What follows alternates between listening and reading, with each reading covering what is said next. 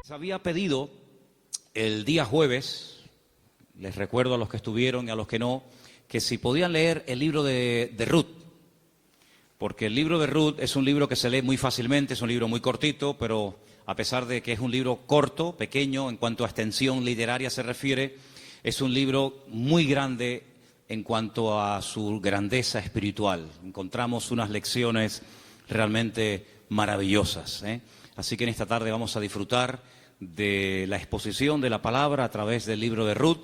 Y vamos a orar en este momentito para pedir la bendición del Señor. Queremos, como siempre, dar la bienvenida a todos, especialmente a los que probablemente esta tarde estén por primera vez. Yo veo caras nuevas en esta tarde. Espero que estén a gusto, que estén cómodos y que podamos disfrutar todos de la palabra del Señor en este momento. Padre Celestial, te damos muchas gracias por este tiempo hermoso de alabanza, de adoración que hemos tenido. Gracias, Padre, por este lugar que tú nos has provisto para alabar y adorar tu nombre. Queremos pedirte en esta tarde que bendigas, Señor, este estudio de tu palabra, que seamos buena tierra donde pueda ser sembrada tu bendita y poderosa palabra. Quita todo obstáculo, todo impedimento, abre nuestra mente, nuestro corazón, nuestro oído espiritual, para que podamos aprender y descubrir las maravillas de tu palabra, Señor. Ponemos delante de ti, pedimos tu bendición, que todo cuanto aquí se haga y se diga sea para tu gloria y tu honra. Gracias también por los hermanos de diferentes naciones que en este momento a través de internet están en sus hogares, en sus países, también escuchando tu palabra. Bendícelos también a ellos y a todos y a cada uno de nosotros. Aquí estamos para aprender de ti. En el nombre de tu amado Hijo Jesús. Amén y amén. Vamos al libro de Ruth, por favor, rápidamente. Ya se han leído unos versículos en esta tarde. Para los que han leído el libro, saben perfectamente que es un libro que está a continuación de la historia de los jueces, lo cual no significa que ya la historia de los jueces pasó al pasado, a la historia, y comienza una etapa nueva, sino que la historia de la familia de Elimelech y su esposa, Noemí, y de sus hijos, se lleva a cabo durante el período de los jueces. La mayoría de los comentaristas dicen que pudo ser, por lo que a continuación les voy a leer, que lo que le ocurrió a Elimelech y a Noemí y a su familia fue probablemente durante el tiempo de Gedeón, el juez llamado Gedeón. Por una sencilla razón, porque dice en el libro de los jueces que durante el tiempo de Gedeón, el pueblo de Israel hizo lo malo ante los ojos del Señor. Y el Señor ya les había dicho muy claramente que una de las cosas que le podían ocurrir en el futuro, que de hecho ocurrió, es que vendría hambre a la tierra. Y curiosamente, si leemos la historia de todos y de cada uno de los jueces, que es una historia de casi 300 años, muy larga, encontramos que en el tiempo, en el periodo de Gedeón, fue cuando hubo hambre. Dice que eran los madianitas, que subían de su país, subían de la parte donde ellos estaban, y dice que subían justamente en el tiempo de la cosecha y arrasaban con todo. Dejaban al pueblo muerto de hambre, el pueblo entró en una crisis económica, la gente tuvo que ir al monte a esconder en cuevas, y es cuando ellos claman al Señor y el Señor levanta a Gedeón. Así que ya nos hemos situado, la historia que vamos a contar esta tarde se llevó a cabo probablemente durante el tiempo del juez llamado Gedeón.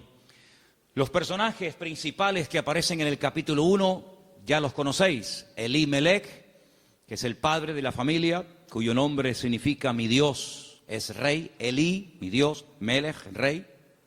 El nombre de su esposa es Noemí, significa dulce, significa placentera. Tenía 2 hijos. El mayor se llamaba, como dice aquí, versículo 2 de Ruth capítulo 1, Malón y Kelión. Malón significa débil, enfermizo. Probablemente era un joven, un niño que desde pequeñito fue muy enfermito y los padres lo vieron así muy flaquito, muy raquítico y le pusieron este nombre que espero que no se le ocurra ponerle a ninguno de ustedes a sus hijos. ¿Cómo se llama el niño? Enfermito. Debilucho. Y el otro no se queda atrás. El otro, Kelión, significa abatido o consumido. Dicho en términos modernos, el hecho polvo de la familia. ¿Qué familia? Bueno, ellos viven en una pequeña población llamada Bet-Lehem, cuyo nombre significa la casa del pan, en la provincia de Judea, el mismo pueblo donde tiempo más tarde nacería el rey David y donde mucho tiempo después nacería nada más y nada menos que el Mesías, el Señor Jesucristo. Ellos ven que el país está pasando por un momento terrible, diríamos hoy en día de paro, de crisis, de pobreza, de miseria, y deciden irse a vivir al extranjero, concretamente a Moab. ¿Qué país sería hoy en día Moab? Bueno, sería el territorio que ocupa Jordania, ¿vale? Hay muchos lugares desde Israel, estando uno viajando por la carretera de Israel, que lo que separa a Jordania de Israel es simplemente la frontera natural del río Jordán y la frontera natural del Mar Muerto. Si tú estás en Israel y ves perfectamente Jordania enfrente de ti. Bueno, pues a ese país llamado Moab, en aquel momento, es donde Elimelech dice, bueno, vámonos de aquí porque aquí nos vamos a morir de hambre, no hay trabajo, no, hay hambre, hay escasez, y se van a vivir a Moab. Los moabitas, como ustedes saben, es para situarnos un poquito, los moabitas eran descendientes de una de las hijas de Lot. Ustedes se acuerdan que cuando Sodoma y Gomorra fue destruida, las hijas de Lot pensaban que el único hombre que quedó vivo de toda la tierra era su padre. Y entonces ellas deciden emborrachar a su padre, mantienen relaciones con él, y de esa manera pues la raza humana no se extinguiría. Y entonces una queda embarazada, la mayor, su hijo lo llama Moab, de ahí vienen todos los moabitas, todos los que son hoy en día de Jordania, y también los amonitas, la otra hija. Eran idólatras, el dios principal que se adoraba en Moab era Quemos, una idolatría terrible, y a ese lugar, simplemente porque hay trabajo, y simplemente porque hay comida, sin importarle el ambiente espiritual donde va a meter a su familia, allí se va Elimelech, el aventurero. Y claro, con el paso del tiempo, lo que pareció o empezó muy bonito, termina en una auténtica tragedia. La Biblia nos enseña que el padre muere, Elimelech muere, no sabemos de qué. Noemí quedó viuda, pero tenía 2 hijos. Y los hijos eran los responsables de cuidar de sus padres cuando estos eran mayores o quedaban viudos. Pero con tan mala suerte, dirían algunos, que sus 2 hijos, da a entender el texto que murieron los 2 en el mismo tiempo, el mayor y el menor. Los judíos entienden que esto fue una especie de castigo o de consecuencia de haber depositado su confianza en los campos de Moab en vez de en el Dios vivo. Y es que yo creo que problemas vamos a tener siempre durante toda la vida. Ahí no está la cuestión. La pregunta es, ¿cómo vamos a reaccionar los creyentes cuando tengamos problemas? Porque cómo reacciona la gente del mundo, ya lo sabemos. Pero ¿cómo debe de reaccionar un hijo, una hija de Dios, una familia cristiana, creyente en el Señor, cuando vienen tiempos difíciles? De paro, de enfermedad, de muerte, de separaciones de los padres o problemas económicos. ¿Cómo vamos a reaccionar ante la adversidad? Bueno, no se le ocurrió otra cosa a Elimelech que decir, vámonos de aquí y nos vamos a Moab y empezamos de cero. Bueno, esos eran sus planes, pero dice la Biblia que a veces nuestros pensamientos no son los pensamientos de Dios.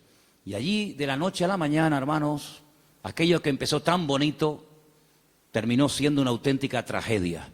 3 viudas. Orfa, la que se casó con uno de los hijos de Elimelech y Noemí. Ruth, la otra que se casó con otro hijo. Y también Noemí. 3 mujeres solas ante el peligro. En aquella época no había pagas, ni había ayudas del gobierno, ni del Estado para mujeres viudas.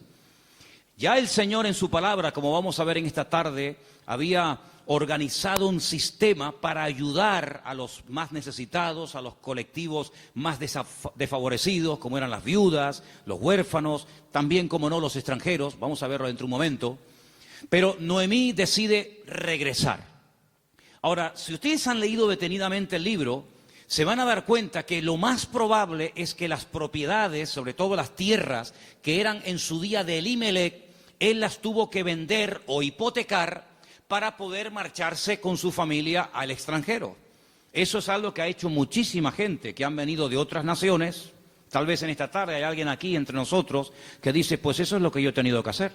He tenido que hipotecar mi casa o pedir un préstamo a un banco o vender un terreno que yo tenía en Bolivia, en Argentina, en Ecuador, en Brasil o donde fuera para poder venir a España, a Europa y empezar una vida nueva. Evidentemente eso lo tuvieron que hacer ellas, porque después vamos a ver que efectivamente eso fue lo que pasó.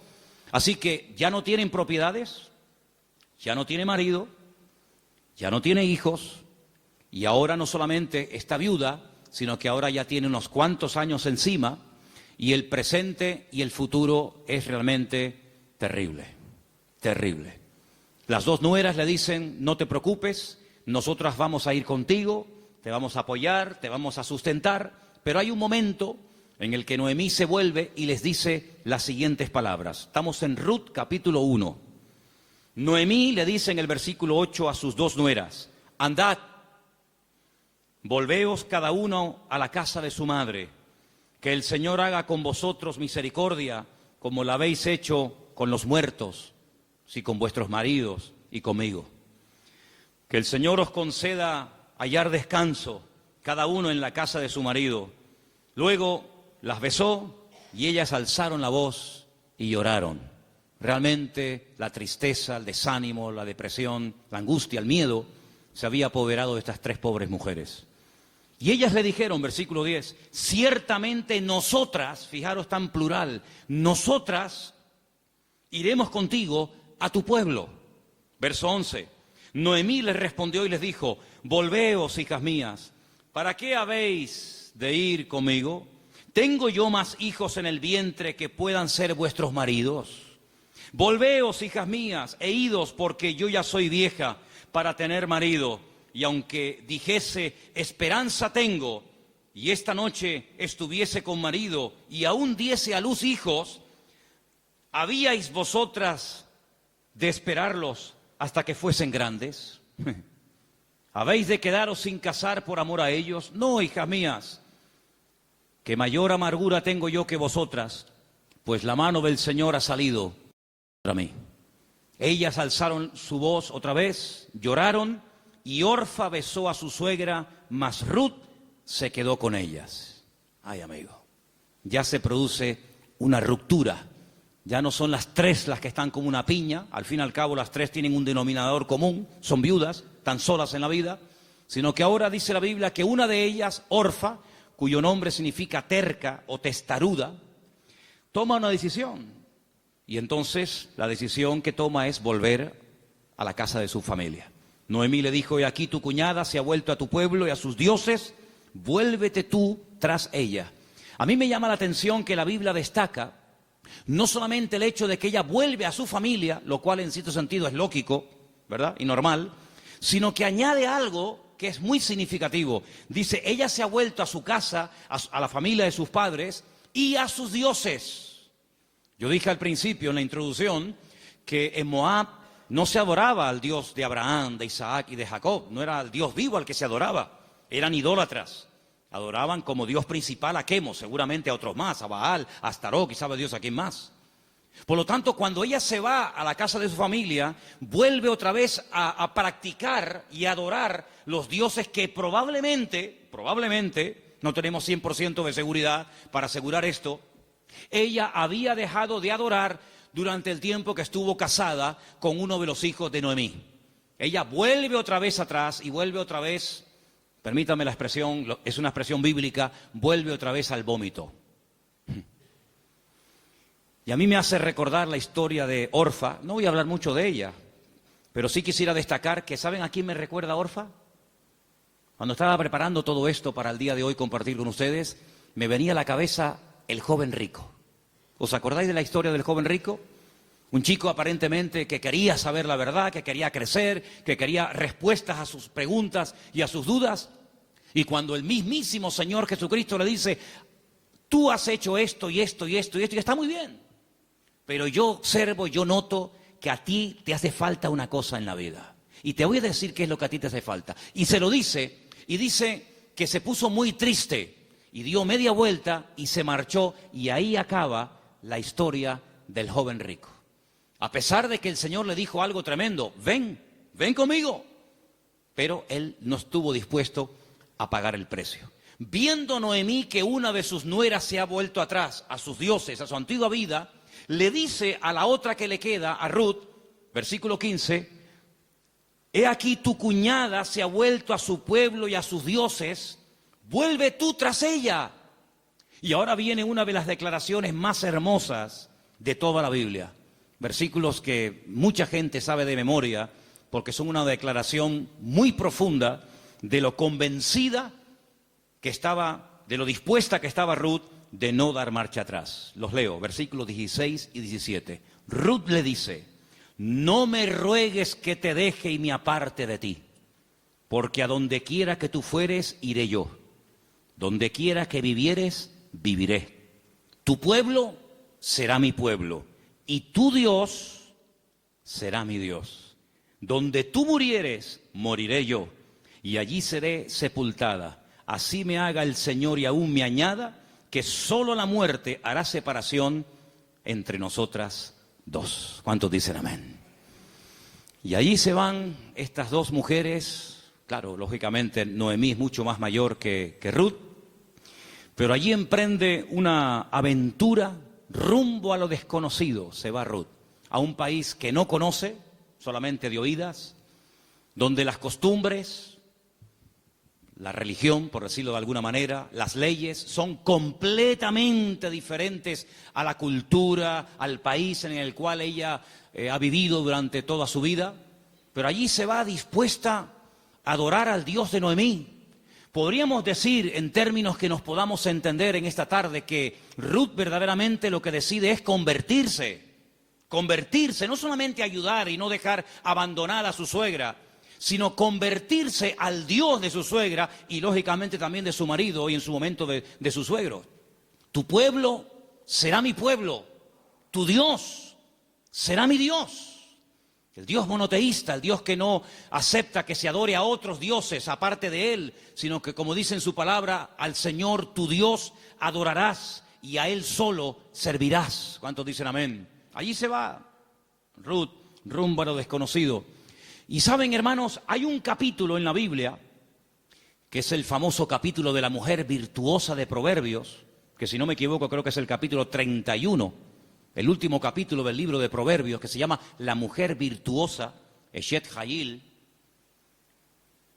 Y Ruth es la única mujer en todo el Antiguo Testamento que recibe el título de Eshet Hayil, que significa mujer virtuosa.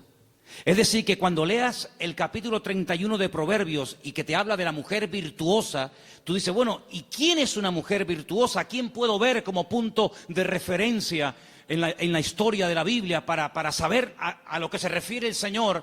Ahí la encuentras en el libro de Ruth. Una mujer sacrificada, trabajadora, fiel, que es capaz de renunciar a todo a cambio de nada, aparentemente. Una mujer que incluso está dispuesta a morir en tierra ajena.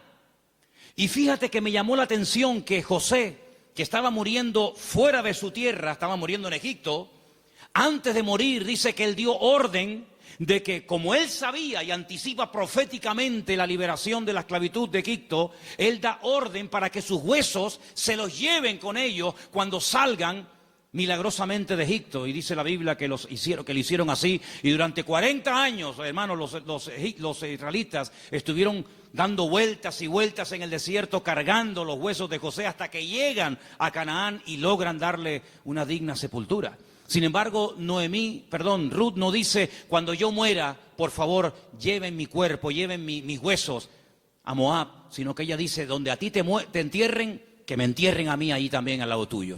Sí, una mujer decidida, una mujer comprometida, en otras palabras, una mujer con las ideas claras. ¿Cuántos dicen amén?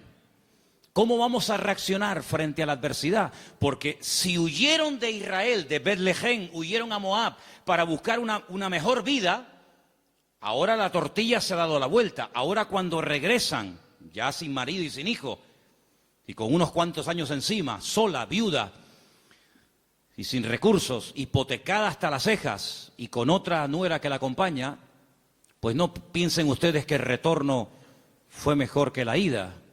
Es más, dice la Biblia que cuando las vieron entrar por el pueblo de Betlehem, toda la ciudad se echó a la calle diciendo, madre mía, podríamos utilizar el refrán popular nuestro que dice, ¿quién te ha visto y quién te ve?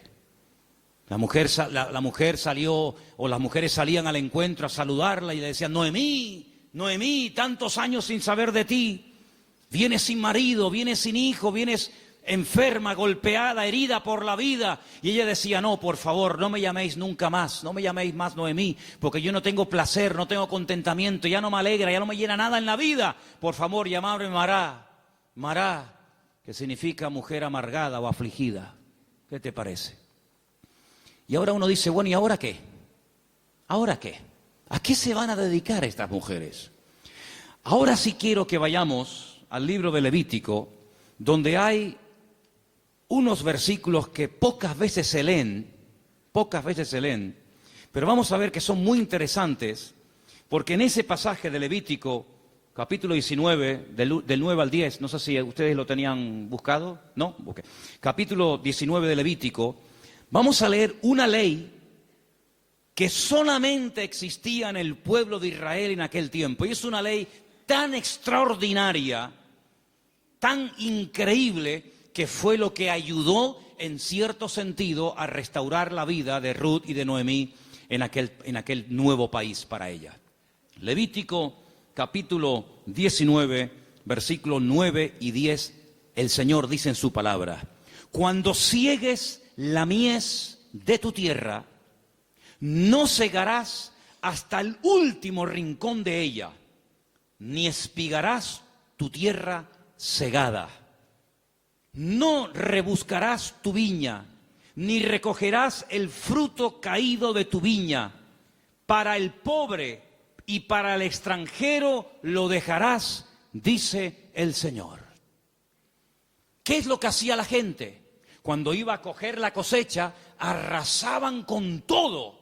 Y si se caía un racimo de uvas, o se caía una espiga de trigo, o de cebada, o de lo que fuera, daban marcha atrás y lo recogían. Y si alguien se metía en aquel campo después del tiempo de la siega, estaba pelado, no había nada. Sin embargo, el Señor dice, ustedes van a ser diferentes. Esto es una ley donde el Señor muestra su amor y su compasión por el pobre, por el huérfano, por la viuda, por el extranjero, por el que no tiene prácticamente ningún recurso para buscarse la vida, como el caso de Ruth y de Noemí. Ustedes cuando vayan a cegar, no sean avariciosos, no quieran acapararlo todo. Oye, si se cae una espiga, déjala. Si hay un rinconcito que no quieres, digamos, cosecharlo, meter la hoz, déjalo ahí en un rinconcito, para que cuando ustedes terminen, pues puedan entrar los que no tienen tierra, los que no tienen trabajo, las viudas, los extranjeros, los pobres, los huérfanos, y puedan de alguna manera conseguir algo para llevarse a la boca. Y eso es lo que utiliza Ruth. Como ella sabe, evidentemente por los labios y por la influencia buena de Noemí sobre ella, le dice, vete a espigar, vete hoy a buscar la vida. Noemí, ¿a dónde va a ir la pobre? Si la pobre ya está vieja, está enferma, está cansada, está desanimada, pero allí se va Ruth. Y si ustedes han leído el libro, dice que se va antes de la salida del sol y cuando llega la noche aún está espigando en el campo. Es increíble. Ella podía haber recogido menos, pero ella está recogiendo para ella y también para su suegra Noemí. Y hay un momento en el que la invitan a comer. El dueño del terreno, un tal Booz, del cual hablaremos ahora, dice, ¿esta mujer quién es? Dice, esta es la nuera de Noemí, lleva todo el día trabajando. Dice, denle de beber agua. Y cuando llega la hora del almuerzo, cuando llega la hora de la comida, la Biblia dice que la invitan a comer. Y ella dice que comió hasta saciarse, pero hay un momento en el que le sobra comida, y en vez de tirarla a la basura, como la mayoría de la gente hace cuando le sobra comida, dice que ella la guarda. Y cuando llega la noche a la casa de Noemí, dice que le enseña un efa. Un efa son 35 kilos. en este caso de cebada, y dice, mira, esto es lo que yo hoy he espigado, después lo he tenido que desgranar para hacer la harina, y no solamente eso, sino que te traigo la comida que me sobró al mediodía, te la traigo para que tú comas. Cuando le pregunta a la suegra, ¿en qué campo tú has estado hoy trabajando? ¿Dónde has trabajado? Y le dice, he trabajado en el campo de un tal Booz, y me ha tratado muy bien. Le ha dado orden a sus criados, a los jornaleros, de que no se metan conmigo, de que no se rían de mí, de que me traten bien, de que no me hagan pasar vergüenza. Y le dice Noemí, pues si en ese lugar te ha ido bien, sigue ahí. Eso me llamó mucho la atención. Dice, no cambies de campo. Si en un sitio te ha ido bien, ¿para qué ir a otro sitio? Ayer estábamos en el sur y hablando con un señor venezolano que ha montado un negocio, me dijo una frase que yo en mi vida había oído y nos gustó mucho y nos impactó. Y dijo, nunca vuelvas al lugar donde un día fuiste feliz. Porque si vuelves a un lugar hace años donde fuiste feliz, nunca más volverás a experimentar la felicidad que añoras. Oye, me impactó aquello. Y me vino a la cabeza el texto que dice, nunca digas que los tiempos pasados fueron mejor que el tiempo presente. Dice, porque no hablarás con sabiduría. Pero Noemí se da cuenta de que hay un hombre que se llama Booz, y resulta que se da cuenta la viuda Noemí de que ese tal Booz, cuyo nombre significa mi fortaleza, resulta que es Goel.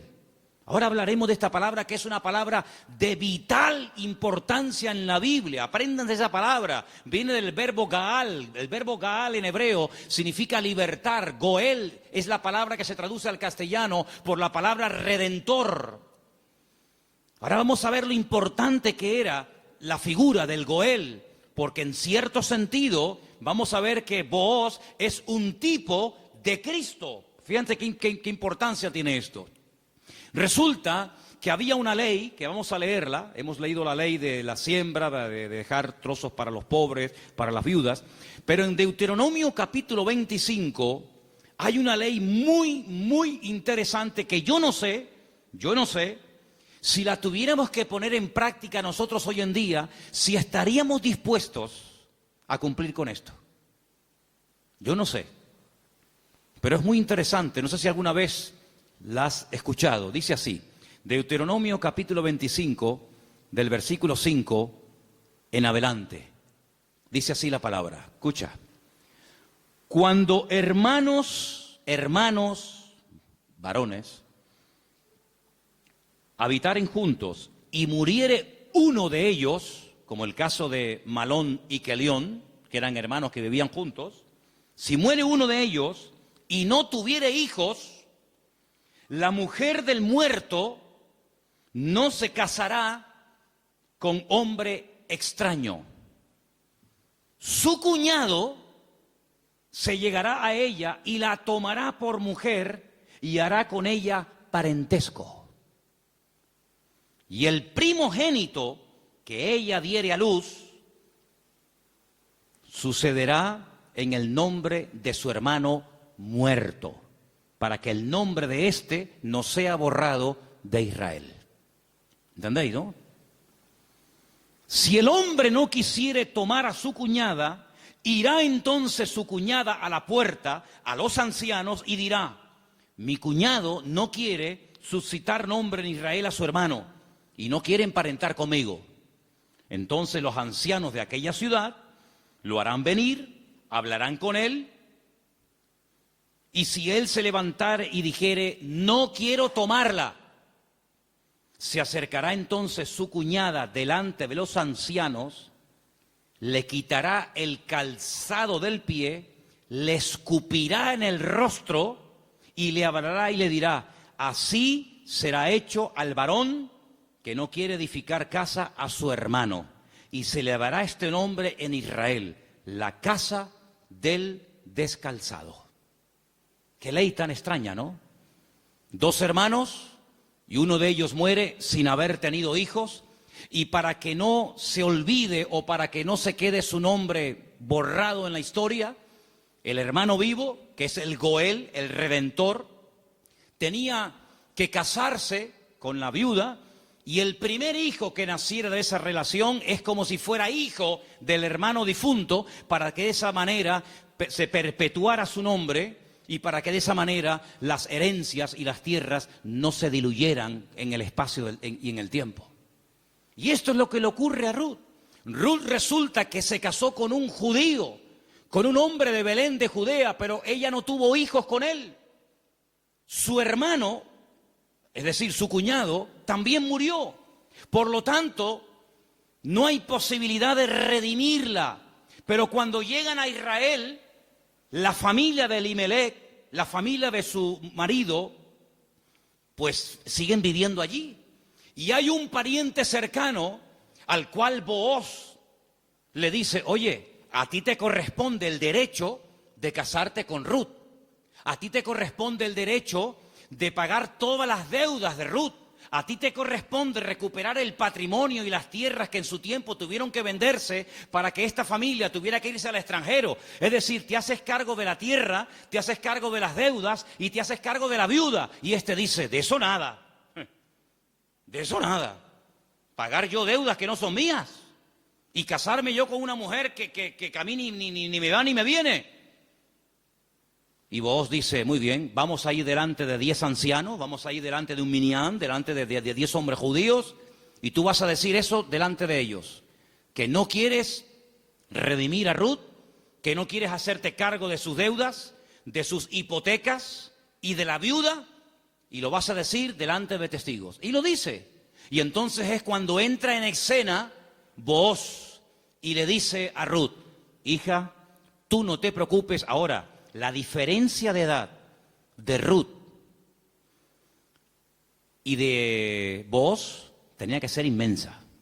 Algunos comentaristas dicen que ese pariente que rehusó casarse con Ruth probablemente era un hermano de su suegro, de Elimelech. Y algunos comentaristas también he oído que opinan que Booz puede ser que también estuviera emparentado con su suegro, de tal manera que ya era un señor mayor, una persona ya de cierta edad, había una diferencia de edad tremenda. Pero él asume la responsabilidad, no solamente de casarse con la viuda, sino de pagar la hipoteca y las deudas que la familia dejó y que hay que volver a recuperar las tierras. Lógicamente todo eso costaba dinero. Solamente había 2 posibilidades de que en Israel una persona que se desprendiera de patrimonio pudiera volver a recuperarlo. Solamente había 2 formas. Una, que llegara el año de jubileo. ¿El año de jubileo qué era? Era una celebración, una fiesta que se llevaba a cabo cada 50 años. A los 50 años las deudas quedaban anuladas. De ahí viene una parte del famoso Padre Nuestro. Padre Nuestro, perdona nuestras deudas como nosotros también perdonamos a nuestros deudores. Está inspirado un poco en el año de jubileo. Los que eran esclavos se les daba la libertad. Si alguno no quisiera, había todo un proceso para poder volver a retenerlo. Y si alguien había tenido que vender por cuestiones económicas, por necesidad, una propiedad, un terreno, cuando llegaba el año de jubileo, repito, cada 50 años, bueno, todo volvía otra vez a sus dueños originales. ¿Para qué esta ley? Para recordarle al pueblo de Israel que la usura, el querer cada vez tener más y más y más y más y más, a cambio de las desgracias ajenas, eso no se podía dar en el pueblo de Israel. Cada 50 años se empezaba de cero. Nadie le debe nada a nadie. Los ricos no iban a ser cada vez más ricos y los pobres cada vez iban a ser más pobres. De esa manera era una ley justa, una ley donde se le daba oportunidad al que se había endeudado y jamás iba a poder pagar las deudas. Fíjate qué terrible la ley de los desahucios en España. 600.000 familias, 600.000 familias, multiplica por 3 o 4 miembros cada familia, estamos hablando ya de millones de personas, tuvieron que dejar la casa que no podían pagar, los padres en algunos trancarle la nómina y un alto porcentaje se lo quitó, es decir, un sistema faraónico donde te ofrecían todo los bancos a cambio de nada, y te llamaban y te ofrecían todo llamándote a tu casa, y una vez que te tienen en su territorio, te aprieta el nudo, amigo, y de aquí no sales nunca. El sistema del faraón en los tiempos modernos. En vez de faraón, llámalo como quieras. Sin embargo, Dios en su palabra jamás iba a permitir que su pueblo cada vez fuera de mal en peor, endeudándose de tal manera que al final era imposible hacer frente a semejantes deudas. Y una cosa también muy importante, aunque no es el tema a tratar, entre hermanos no se podían dar préstamos con intereses. Ustedes saben que hay personas que están pagando muchos años y todavía la deuda no se ha pagado. Lo que están pagando es simplemente parte de los intereses, porque son tan elevados que por una regla de 3, cuanto más pagas, más debes. ¿Cómo se come eso, hermano? Así que la única forma de recuperar una tierra que se había vendido era llegar al año de jubileo. Pero ¿quién le aseguraba al que había vendido una propiedad, ponte que tuviera 40 o 50 años, que iba a durar otros 50 años para recuperar la tierra? Era prácticamente imposible, impensable, pero luego había otra forma. Era otra forma, pero claro, ahí había que tener mucho amor y mucha compasión.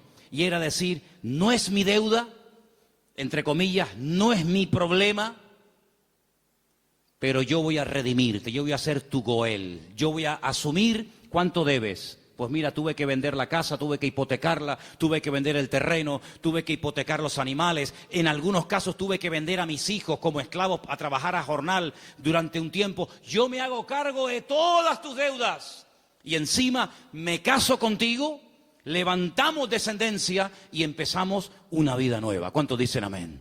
Bueno, hermano, eso fue lo que hizo el Señor Jesucristo por todos y cada uno de nosotros, ¿sí o no? Cuando vinimos al Señor, la inmensa mayoría de los que estamos aquí y muchos de nosotros, ¿cómo vinimos al Señor? ¿En nuestro mejor momento? Yo pienso que la mayoría de los que nos hemos convertido al Señor, cuando vinimos a los pies de Cristo, vinimos en nuestro peor momento. Algunos desanimados, otros enfermos, otros enganchados, otros esclavos de no sé qué, de no sé cuánto. Pero el Señor Jesucristo dijo, a ver, ustedes tienen una deuda tremenda. Y una deuda no con un banco, no con una financiera. Ustedes tienen una deuda conmigo. Y es una deuda que no se puede pagar con trabajo, ni con dinero, ni con lágrimas, ni con sudor. Es una deuda que solamente se puede pagar con sangre. Pero no cualquier sangre, sino con la sangre preciosa de Jesucristo. Y vuestra miseria, vuestra hipoteca, vuestra crisis material y espiritual, yo me hago cargo de ella. Y yo os compro a precio de sangre. Y por eso podemos leer en Primera de Pedro unos versículos tremendos, donde basados en la ley del Goel, el que redimía al que estaba destruido, Pedro dice, tenéis que saber, hermanos queridos, Primera de Pedro 1:18, que habéis sido rescatados. Eso fue lo que hizo Booz por Ruth, rescatarla, redimirla. Vosotros fuisteis rescatados de vuestra vana manera de vivir, la cual recibisteis de vuestros padres. No con cosas corruptibles como oro o con plata, sino con la sangre preciosa de Cristo, como de un cordero sin mancha y sin contaminación, ya destinado desde antes de la fundación del mundo. Cristo, antes de que existiera Adán y Eva, antes de que existiera el jardín del Edén, Él sabía que un día iba a venir a este mundo a morir en la cruz por los pecadores. Desde antes de que el mundo existiera, ya Él sabía que su destino iba a ser ese. Desde antes de la fundación del mundo, pero manifestado en los postreros tiempos por amor de vosotros. Y mediante Él, ¿cuál creéis en Dios? Quien le resucitó de los muertos y le ha dado gloria, para que vuestra fe y esperanza sean en Dios. ¿Cuántos dicen amén? Este Booz es un hombre tremendo. Es un hombre que dice, bueno, yo soy rico, tengo tierras, tengo de todo. ¿Qué necesidad tengo yo de meterme ahora, permítame, en estos líos? Asumir deudas que yo no contraje. Si Elimelech hipotecó sus tierras y tuvo que vender sus casas, ¿a mí qué me importa? Diría alguno. Y si tuvo que irse al extranjero a buscarse la vida, y si allí murió él y sus hijos, y ahora hay una serie de mujeres que están las pobrecitas sin nada en la vida, ¿yo qué tengo que ver con todo esto? Pero Booz no es un hombre frío, insensible. Booz es un hijo de Dios. Y los hijos de Dios tenemos corazón, no solamente cabeza. ¿Cuántos dicen amén?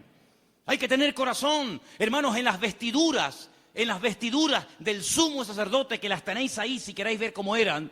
El sumo sacerdote llevaba en su pecho los nombres de la familia de Israel, las tribus de Israel, Judá, Benjamín, Zabulón.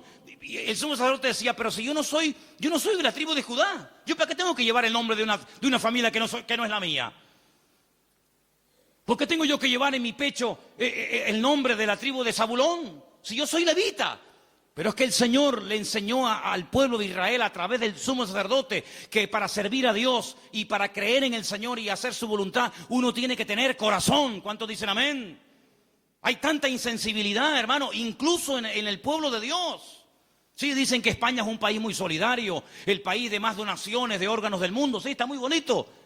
Pero hermanos, el mundo no nos tiene que dar ejemplos a nosotros, ni lecciones de solidaridad y de amor, sino que somos nosotros los que deberíamos ser la gente más solidaria y los que más apoyamos al necesitado del mundo, porque para eso el Señor nos ha puesto en esta tierra.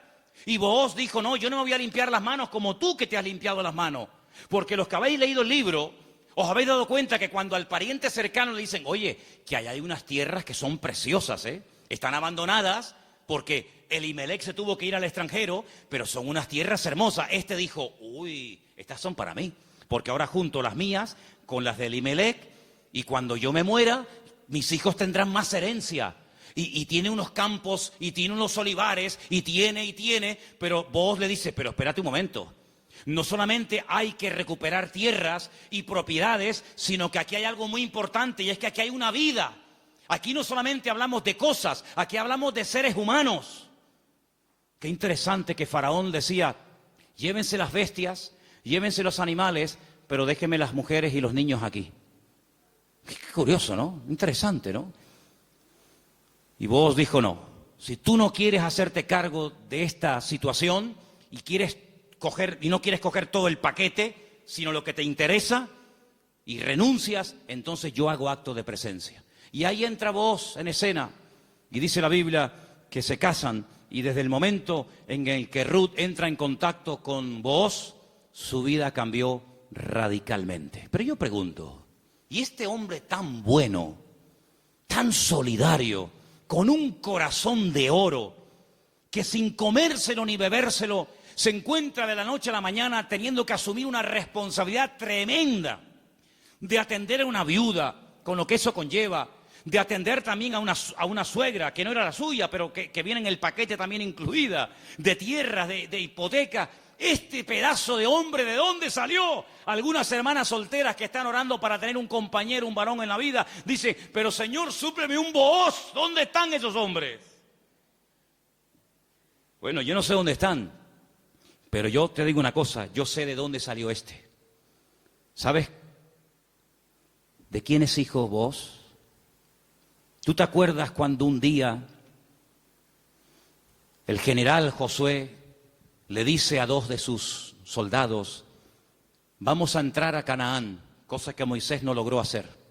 A nosotros nos corresponde ahora entrar y tomar posesión de la tierra. Pero antes de entrar, vamos a hacer algo. Voy a mandar a 2 espías, no exploradores como los que mandó Moisés, que fueron unos inútiles, sino 2 espías. 2 hombres que entren secretamente y cuando vengan nos digan qué estrategia tenemos que emplear para atacar este pedazo de ciudad con doble muro, cerrada, imposible de conquistar. Y ahí se van estos 2 hombres. Y van y se quedan en una casa de prostitución. Y algunos dirán, ¿y cómo 2 hombres del pueblo de Israel se van a semejante lugar? Bueno, no es que fueron a pecar, sino que era el lugar donde 2 extranjeros pasarían desapercibidos perfectamente, porque por allí entraban y salían muchos. Y allí contactaron con la dueña de aquel negocio, por llamarlo de alguna manera, y la dueña una noche en una habitación les dice, yo sé quiénes son ustedes, yo sé de qué país sois, yo sé que vosotros sois israelitas, y yo he oído lo que vuestro Dios ha hecho por vosotros. Yo he oído que ustedes salieron de un país llamado Egipto y cuando llegaron a la frontera natural del Mar Rojo que no podían avanzar y el faraón venía detrás, ustedes clamaron al Señor y el Señor les abrió el Mar Rojo y ustedes pasaron por en medio de él. Y cuando el faraón intentó meterse, el Señor cerró las aguas y murieron los ejércitos del faraón. Y ustedes entraron por el desierto y hemos oído lo que el Señor ha hecho por vosotros y por eso la ciudad está muerta de miedo y ha desfallecido nuestro corazón. Yo suplico, yo ruego por amor de vuestro Dios que cuando entréis y toméis posesión de la tierra, porque sabemos, y dice así, sabemos que Jericó va a ser tomada y conquistada por vosotros, que tengáis misericordia de mí y de mi familia. Y estos hombres se quedan sorprendidos porque esta mujer está contando las noticias de hace 40 años. ¿Tú te acuerdas de lo que leíste en el periódico hace 40 años? Bueno, algunos dirán, pero si yo no tengo más que 25. ¿Pero alguien se acuerda aquí de lo que leyó en un periódico hace 40 años? Ella lo tenía fresco en su mente. Vienen a por nosotros, nuestros días están contados. Esta tierra no nos pertenece. Vienen los hijos de Dios, viene el Dios de Abraham, de Isaac y de Jacob. Tengo que tomar medidas preventivas, tengo que salvar mi vida y la de mi familia. Y los espías le dicen, vamos a hacer algo. Si tú no te chivas, si tú no dices que hemos estado aquí, si tú no vas ahora con el cuento al capitán de la guardia o al rey de Jericó, sino que tú mantienes el secreto. Y el día que nosotros entremos en la ciudad, tú estás dentro de la casa con toda la familia que quiere ser salva, nosotros te protegeremos a ti y a toda tu familia. Y como va a ser esto algo tremendo, porque aquí va a haber una conmoción, un terremoto, esto va a ser un cataclismo terrible, y una ciudad tan enorme, para saber diferenciarla de tantas casas, coge este trapo de color rojo, lo amarras ahí por fuera de la ventana. Yo le diré a los soldados cuando entren a tomar posesión de Jericó, que donde hay un trapo rojo colgado ahí en la ventana, ahí no entren, que esa es la casa de Rahab, la ramera.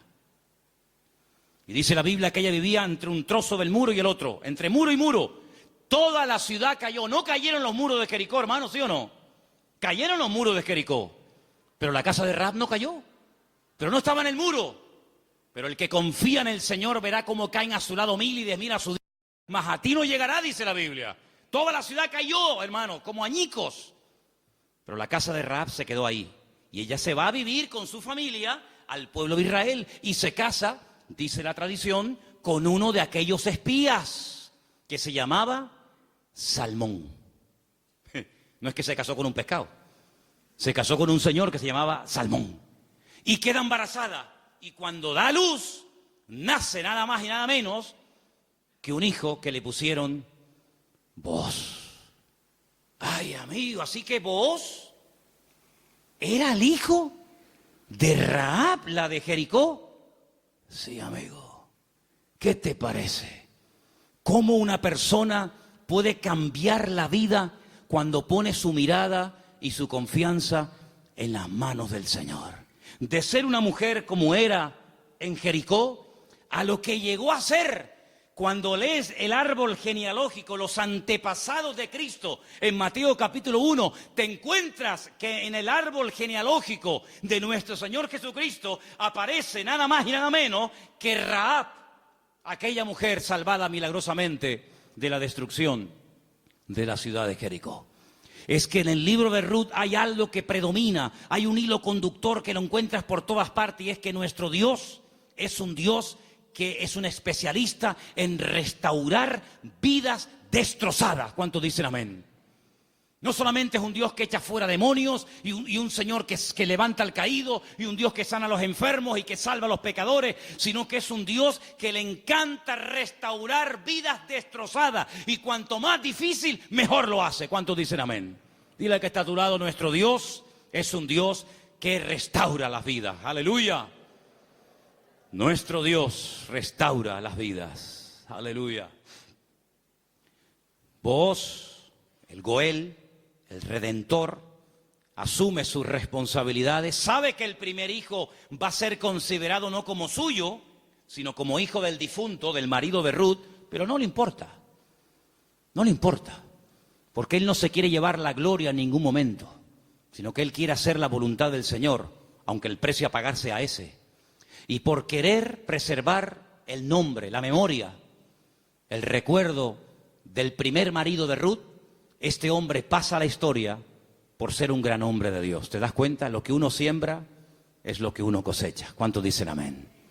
Ahora, no solamente el Goel, el Redentor, era el responsable de pagar las deudas del difunto y recuperar las tierras y casarse con la viuda, sino que hay un elemento que quiero mencionarlo de pasada, no aparece en el libro de Ruth, pero lo quiero comentar, y es que era el responsable de vengar la sangre, era el vengador de la sangre. Es decir, si por ejemplo al marido de Ruth lo hubieran matado, en vez de morir de una enfermedad, como aparentemente parece que murió, lo hubieran matado, Booz tenía la obligación de vengar la sangre del marido de Ruth. Era el que vengaba la sangre derramada inocentemente por cualquier persona. Pero eso no lo quiero tocar, pero también entra dentro de la responsabilidad del Goel. Ahora, hay 3 versículos que vamos a leer en esta tarde que son muy bonitos y muy interesantes, y por favor presten atención. Salmo 119, 154. Defiende mi causa y redímeme, vivifícame con tu palabra. Vuélvelo a leer otra vez, por favor. Defiende mi causa y redímeme, vivifícame con tu palabra. La figura del Redentor, la figura del Goel, estaba tan impregnada en la cultura judía, en la cultura bíblica, que los salmistas, los que escriben salmos y otras porciones de la Biblia, conociendo la importancia de este personaje tan trascendental para poder restaurar vidas destruidas, se inspiran en esa figura, y entonces el salmista, que seguramente es el autor del Salmo 119, el rey David, dice: redímeme, sé tú mi Goel. Fíjate qué importante era la figura del Goel en aquellos tiempos. Proverbios 23:11, por favor. Porque el defensor de ellos es el fuerte, el cual juzgará la causa de ellos contra ti. Ahí está, el Señor haciendo las veces del fuerte, del protector, del que cuida, del que redime, del que ayuda a levantar al que ha tropezado y caído. Realmente es algo realmente extraordinario. Y el último texto, Isaías 41:14.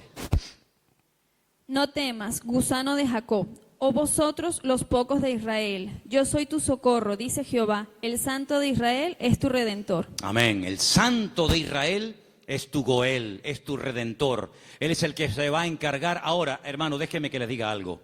El Goel, el Redentor, ¿de qué se hacía cargo? ¿Solamente de la viuda? ¿Solamente de las deudas? Se hacía cargo de todo. El primero renunció porque quería parte de la tierra, pero no quería asumir la responsabilidad de casarse con la viuda. Booz dice: no, todo o nada. Las deudas, las hipotecas, lo que se perdió, y también de la viuda. Y hermanos, el Señor Jesucristo, cuando ha venido a nuestra vida, ¿de qué se ha hecho cargo? ¿De perdonar solamente nuestros pecados? Bueno, gloria a Dios, si solamente hubiera hecho eso el Señor, perdonar nuestros pecados y prometernos la vida eterna, bueno, gloria a Dios. Pero es que hay mucho más que eso. Es que con la salvación, con la conversión, no solamente va incluido el perdón de mis pecados, sino la protección física y espiritual de mi vida. Y Él ha prometido suplir todas mis necesidades. ¿Por qué? Porque es mi Redentor, porque es mi Goel. ¿Quién iba ahora a darle comida y vestido y atender y cuidar y mimar y amar a Ruth? Pues tú, que para eso te has casado con ella, el Goel, el Redentor. Bueno, pues eso es lo que el Señor ha hecho con nosotros. En ciertos sentidos, como que se ha casado Dios con su pueblo. A su pueblo le llama su cuerpo. Ese cuerpo tiene una cabeza que es Cristo. Y Él es el que se encarga de todos y de cada uno de los detalles de nuestra vida. Entonces, yo no entiendo cuando hay creyentes que tienen una fe muy grande para una cosa y luego para otro dudan. Pero que el Señor se ha hecho cargo y ha comprado todo.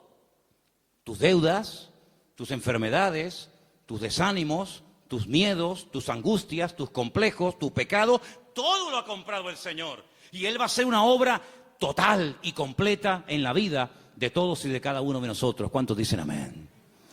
Hermanos, en el capítulo 3 del libro de Ruth, en el versículo 1, me llamó la atención leyendo. Yo estuve leyendo en hebreo todo el libro y hay palabras que aparecen que son muy, muy interesantes. Pero hay una que particularmente me llamó la atención. En el versículo 1 dice: después le dijo su suegra Noemí: hija mía, ¿no te he de buscar hogar para ti, para que te vaya bien? Es decir, Noemí dice: yo voy a hacer todo lo posible para que tú a mi lado tengas algún día tu propio hogar. Y busqué la palabra hogar en hebreo. Y la palabra que aparece en el versículo 1, aquí traducida por hogar, es la palabra manoaj. Y cuando yo veo en el texto que pone manoaj, le digo a Elena: Elena, ¿no hay un personaje en la Biblia que se llama Manoaj? Y me dice: sí. ¿Quién era Manoaj? Sí, señor. Muy bien, hermano. Era el padre de Sansón, Manoaj. Y digo, voy a buscar lo que significa Manoaj. Y resulta de que me encuentro que la palabra hogar, Manoaj, se puede traducir por descanso, tranquilidad, reposo, quietud y otros tantos sinónimos. Y me pongo a buscar versículos en la Biblia, solamente vamos a leer 2. Me pongo a buscar versículos en la Biblia donde aparece la palabra Manoaj y me quedé sorprendido, porque una de las primeras veces que aparece la palabra Manoaj, traducida aquí en el texto castellano-español por la palabra hogar, es en Génesis 8:9, y os vais a quedar sorprendidos porque tiene que ver con un pájaro, tiene que ver con un animal. ¿Lo tenéis? Génesis capítulo 8, versículo 9, y dice así. ¿Lo tienen, chicas? ¿Sí? Vamos. Y no halló la paloma donde sentar la planta de su pie, y volvió a él al arca, porque las aguas estaban aún sobre la faz de la tierra. Entonces él extendió su mano y tomándola, la hizo entrar consigo en el arca. Noé no podía consultar el parte meteorológico, no tenía ordenador dentro del arca, no tenía WhatsApp y decir: oye, por ahí donde tú vives. Bueno, es que no podía decir eso, porque no había nadie con vida fuera del arca. ¿Y cómo consulto? ¿Cómo me atrevo yo a abrir la puerta del arca y si se me entra el agua adentro? Llevaba un año dentro de aquel barco. ¿Salgo o no salgo? Es que antes de salir hay que tomar medidas preventivas. No te tires a la piscina si no hay agua. No, hermano, eso es fe. No, eso es locura. Eso no es fe. Usted va a la piscina y está vacía. Pero dice: hermano, el justo por la fe vivirá. Y yo le diría: descanse en paz, hermano. ¡Pum! Ahí se quedó el hermano. Uy, le falló la fe. No, le falló la cabeza. Eso no es fe. Eso es un disparate. La fe no es locura. La fe es certeza. Es convicción. No es disparate, ni locura, ni emoción, ni sentimiento. Es seguridad de que lo que voy a hacer, mi Dios me ha dicho que lo haga. Ahora, una cosa es que el Señor me diga: tírate a la piscina, pero no hay agua. Si tú me lo dices, yo me tiro. Pero si tú no me lo dices, yo no me tiro ni loco. ¿Cuántos dicen amén? Muy bien. Noé dice: la única forma de comprobar es mandando una paloma. Y dice que abrió la ventana, la única ventana que había en el arca, suelta la paloma, y dice que la paloma no halló lugar donde reposar. Claro, estaba todo anegado en agua, todavía no había bajado el nivel de las aguas, y ahí aparece la palabra Manoaj. No había reposo, no había un lugar donde poder decir: bueno, aquí me quedo, y aquí crío mis polluelos, y aquí me hago mi palomar, y no sé qué, no sé cuánto. No había. ¿Por qué? Porque las circunstancias todavía no estaban preparadas para salir del arca. Y otro versículo muy conocido, que ustedes se lo saben de memoria, donde aparece la palabra Manoaj, es en el Salmo 23, versículo 2. Veamos si queréis el 1 y el 2. Salmo 23, 1 y 2. Que se lo saben de memoria, ¿sí o no? Que dice... ¿Vamos? Dale. Jehová es mi pastor, nada me faltará. En lugares de delicados pastos me hará descansar. Junto a aguas de reposo me pastoreará. Junto a aguas de reposo. Allí donde hay calma, donde hay quietud, allí me pastoreará el Señor. Una de las características del Señor es que lo que hace el Señor trae al corazón reposo, tranquilidad, paz. ¿Cuántos dicen amén?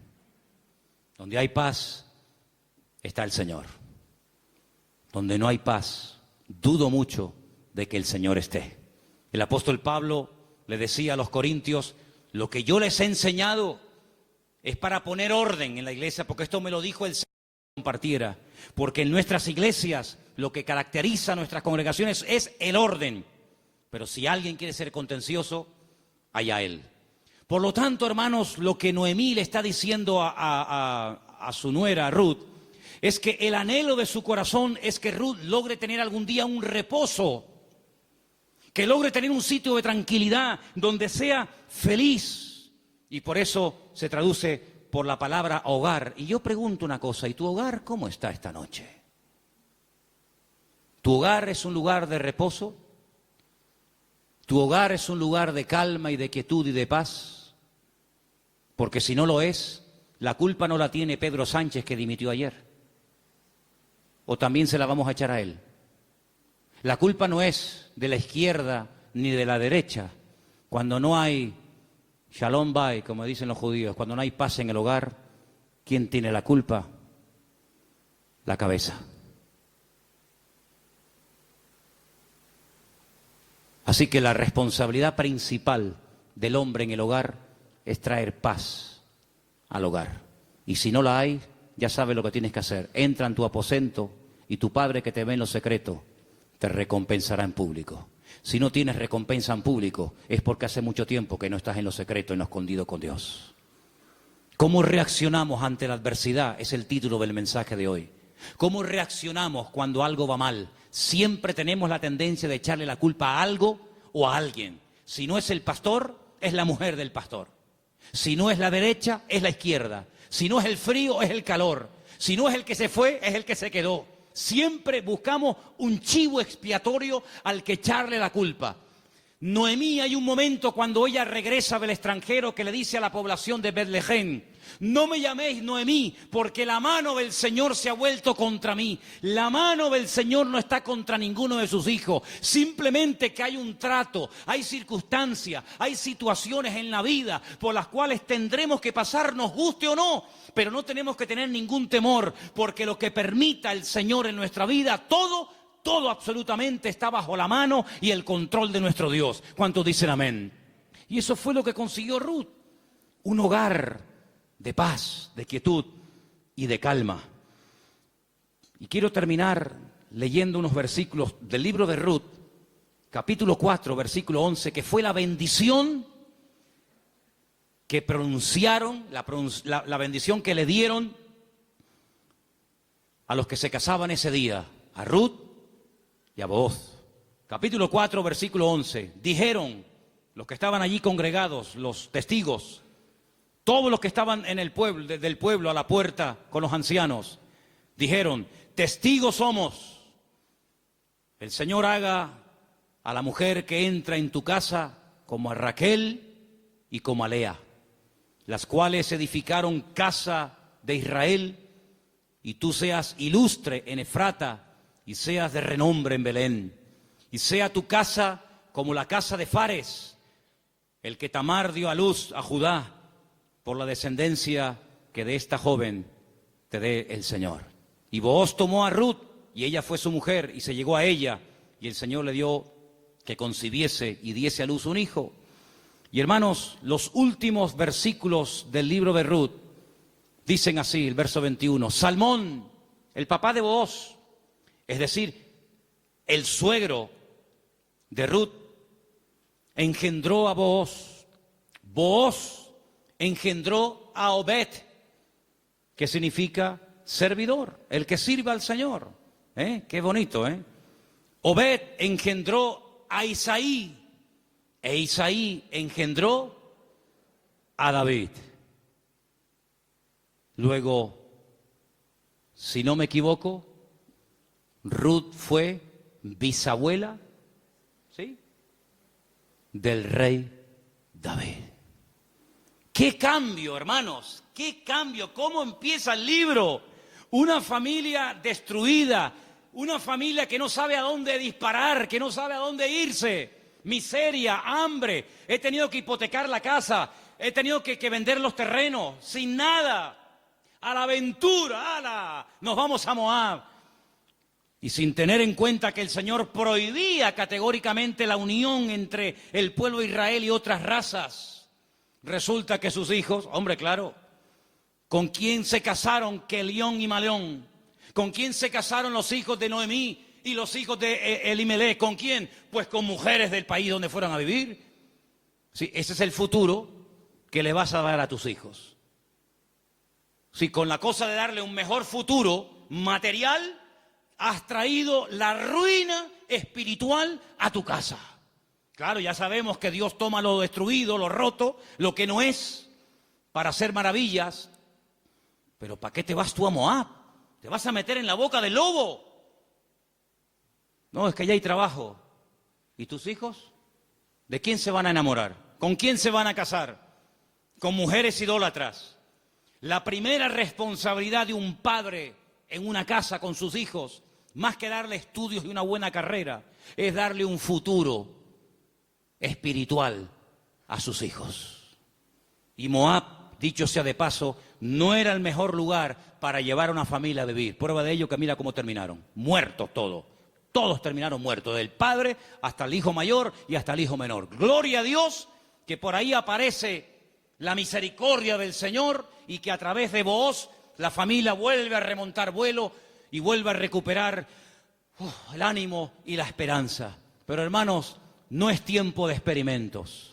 No es tiempo de será por aquí, será por allá, será esto. Vamos a descubrir los principios establecidos por el Señor en su palabra. La vida de un cristiano no es un laboratorio donde hacemos experimentos. Será esta, será aquella, será fulano, será mengano. Vamos a orar seriamente al Señor. Encomienda al Señor tu camino. Confía en Él y Él hará. Aleluya. Y no te impacientes por motivo del que prospera en su camino, porque pronto serán cortados y como la hierba verde se secarán, dice la palabra. En otras palabras, aprendamos a esperar en Dios. Mira, consiguió más, mucho más, en poco tiempo Ruth y Noemí, en la tierra donde el Señor estaba, que todos los años que Elimelech se pagó en el extranjero, que no le sirvieron absolutamente para nada. La respuesta no estaba en Moab, la respuesta estaba en Belén, más cerca de ellos de lo que se imaginaban. Y yo solamente quiero decirte algo. ¿De dónde viene el Señor Jesucristo? Los antepasados de Cristo, ¿quiénes son? ¿No son Obed? ¿No es Booz? ¿No es Rahab? ¿No es Ruth? ¿No es el rey David? ¿No es la tribu de Judá? ¡Claro que lo es! Luego, fíjate tú cuando una persona hace, como dice la Escritura, las cosas decentemente y con orden, las bendiciones que a corto y a largo plazo pueden llover y caerle a la vida de esa persona. Por lo tanto, hermano, no te precipites. Espera en el Señor, porque el libro de Ruth es muy pequeñito, 4 capítulos, pero es tan grande en lecciones. Y sobre todo, júntate con el que te puede edificar, pégate como una lapa. Ustedes saben lo que es una lapa, ¿verdad? Pégate como una lapa a la persona que te puede bendecir. Le dice, y termino, Noemí a Ruth, no te separes de vos. Esta noche quiero explicar esto, porque puede ser que algunos lo leyeron y dijeron, pero ¿qué le estaba proponiendo la suegra? Dice, esta noche, vístete bien, úngete, ponte tus mejores vestidos, lávate, averigua dónde está durmiendo Booz, en la era, tú vete a la era. Cuando él esté dormido, tú te pones a sus pies. Y uno está diciendo, pero bueno, ¿qué le está proponiendo Noemí? Era la forma de la época de recordarle al Goel, oye, hey, que estoy aquí, por si no te has dado cuenta. Dice que ella se acurruca a los pies de Booz y a medianoche, cuando seguramente Booz toca el cuerpo de Ruth, se asusta y dice, ¿pero tú quién eres? No le pudo encender la luz, era todo oscuro y dice, yo soy Ruth la Moabita. Te recuerdo que tú eres el Goel, extiéndeme tu manto. Y entonces ahí es donde él se da cuenta de que en la vida no solamente es tener tierras y criados, sino que hay una responsabilidad muy cerca de ti, la cual tienes que asumir. Y entonces, hermanos, cuando Noemí se entera de todo esto, le dice, tú confía porque este hombre no dejará pasar mucho tiempo hasta que arregle este asunto. ¿No lo habéis leído en el libro esta semana? Tú ahora confía, tú ya has hecho tu parte. Claro, tú no puedes ir sucia a la presencia de Booz. Cuando tú vas a presentarte ante la presencia del Señor, tienes que lavarte. Lo que hacía el sumo sacerdote, lavarse afuera en el lavacro, las manos, los pies, el cuerpo, para luego entrar a la presencia del Señor. Tú haces exactamente lo mismo que hacía el sacerdote, pero tú lávate. ¿Por qué? Porque si tú vas oliendo mal y quieres conquistar y quieres llamar la atención a Booz, sí, se la vas a llamar, pero se la vas a llamar mal. Vas a decir, oye Ruth, ¿no te podrías lavar un poquito, por favor? Vístete bien, arréglate. Haz tu parte y tú tranquila, tú ya has hecho lo tuyo. Yo te aseguro de que este hombre no dejará pasar mucho tiempo hasta que este tema sea solucionado. Hermanos, si esa era la confianza que tenía Noemí en Booz, al ser un hombre de Dios, que al percatarse, al estar informado de una situación que solamente él podía solucionar, ¿cuánto más nuestro Padre Celestial nos dará las cosas que nosotros pedimos y pedimos con fe si sabemos esperar en Él? No dejará pasar mucho tiempo el Señor hasta decir, yo asumo mis responsabilidades y mi responsabilidad es ser tu pastor, proveer tus necesidades, cuidarte y protegerte todos los días de tu vida. Si Booz se encargó de Ruth, ¿cómo no se va a encargar nuestro Goel, nuestro Redentor, nuestro Rey de Reyes y Señor de Señores, de tus hijos, de tu esposa, de tu trabajo, de tu salud, de tu familia, cuando Él es el Señor Todopoderoso que todo lo sabe, todo lo conoce y ni siquiera hemos abierto la boca y ya el Señor sabe lo que mi vida necesita? Por lo tanto, ese fuerte aplauso a nuestro Goel, a nuestro Redentor, a Él la gloria. Él cuida de mi vida, aleluya. Fuerte ese aplauso al Señor. Él cuida de nuestra vida, hermanos. Amén. Amén. Amén. Amén. Amén. Amén. Aleluya. Cierra tus ojos, hermano. La paloma volvió por la tarde, después de dar vueltas y vueltas y vueltas y no encontrar un lugar donde poder posarse y descansar. Noé entendió que aún no era el tiempo. Pero ¿sabes qué? Ya nosotros no vamos a dar vueltas y vueltas y vueltas buscando, como dijo Pedro, ¿a dónde vamos a ir si solamente tú tienes palabras de vida? Aleluya. La búsqueda ya se detuvo hace tiempo, cuando nos dimos cuenta de que bebiendo de los pozos de esta vida siempre volvíamos otra vez a tener sed, hasta que probamos el agua viva de nuestro Dios. El que bebe de este agua volverá a tener sed, pero el que bebe de mí nunca más volverá a tener sed. Bendito sea tu nombre, Señor. Ahí donde estás, cierra tus ojos, inclina tu rostro, habla con tu Goel. Habla con tu Redentor. Dile, Señor, hazte cargo de mi vida, Señor. Hazte cargo de mi casa, de mi familia, de mis hijos.